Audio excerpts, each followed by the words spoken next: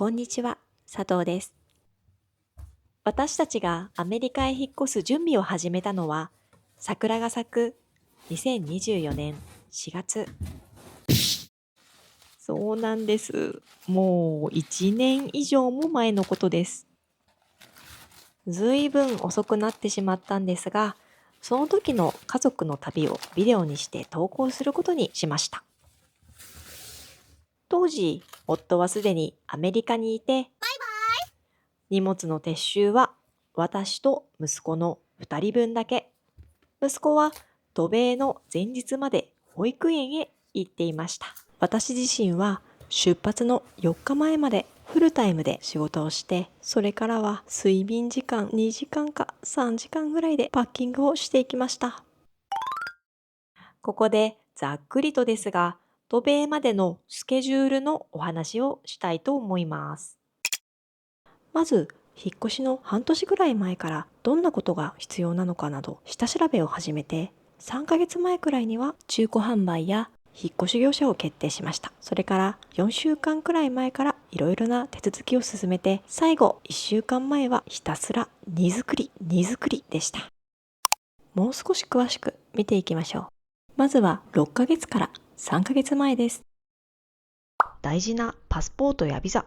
そして予防接種の確認です。予防接種は母子手帳とアメリカの学校で必要な予防接種の種類を見比べて不足がないか確かめます。また、引っ越し業者の比較も始めました。私たちは当分日本には帰らないので、すべての荷物についてアメリカに持っていくとか、人に譲るか売るかなどの仕分けをしていきました。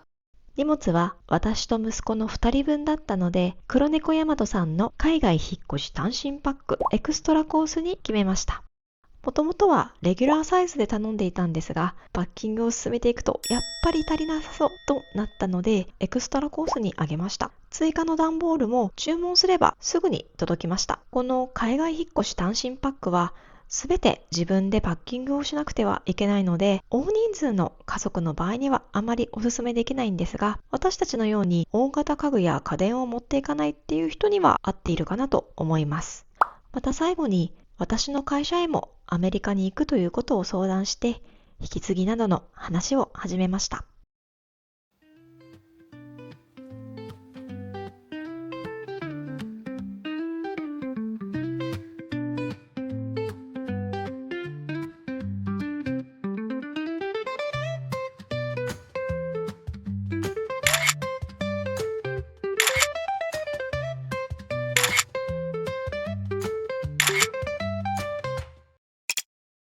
次に3ヶ月前から1ヶ月前です。まず飛行機の予約をしました。飛行機のチケットは早ければ半年前から買えるので、もっと先に買っておけばよかったなと思います。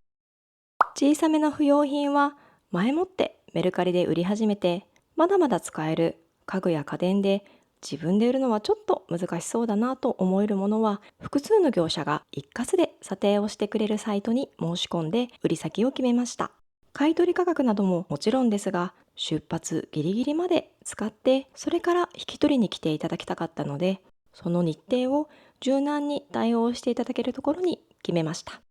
布団など中古で販売するのはちょっと難しそうだなぁと思えるもので、最後に粗大ごみに出さなければいけないものは余裕を持って地域の不用品回収の予約の方法を調べたり、予約ができるようであれば予約をしておきました。それから市役所や区役所に行って海外転出や児童手当の手続き、また銀行やクレジットカード、保険の手続きの確認も始めました。またアパートの解約の連絡も入れました。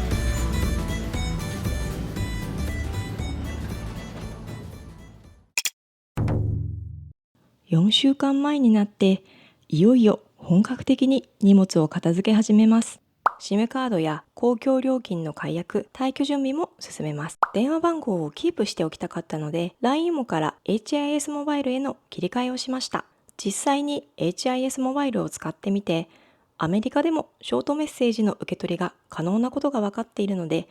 もし迷われている方がいたらおすすめですよ。また美容室などもアメリカではなかなか行けないでしょうから、日本にいるうちに行っておきました。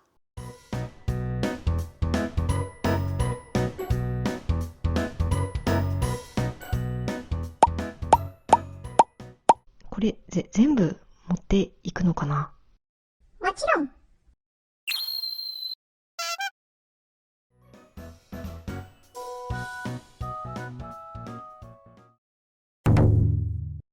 さあ、残り1週間を切りました。この時点でまだパッキングは終わっていません。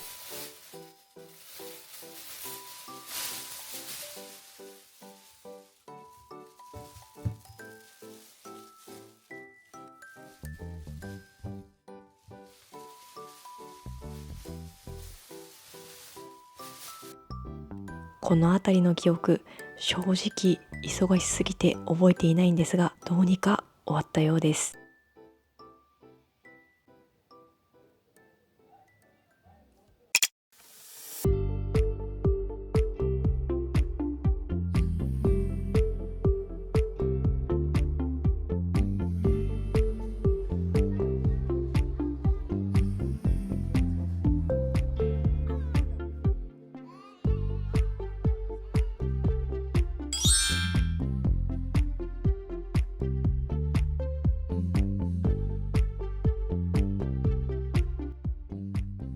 息子はレゴが大好きなので、飛行機の中で遊べるレゴとお菓子があれば大体大丈夫です。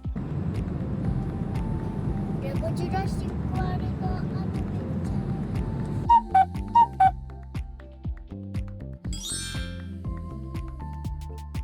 ー。どうだった課題とは？楽しかった。無事に到着しました。ドキドキの新生活が始まります。これからはアメリカや日本やいろんな場所を旅した Vlog を載せていきたいと思いますので、いいねボタンやチャンネル登録をお願いします。